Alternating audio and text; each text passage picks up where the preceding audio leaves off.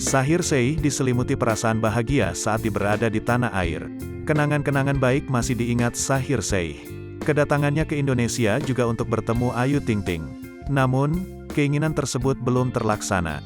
Aktor Shahir Sheikh senang bisa kembali datang ke Indonesia.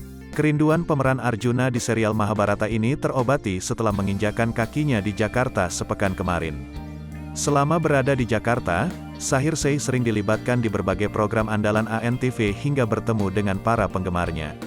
"Saya senang sekali akhirnya bisa kembali ke Jakarta," kata Shahir Sheikh di sela syuting sahurnya Facebookers di ANTV Epicentrum Studio Kompleks, Kuningan, Jakarta Selatan, Minggu, tanggal 17 April tahun 2022, dini hari.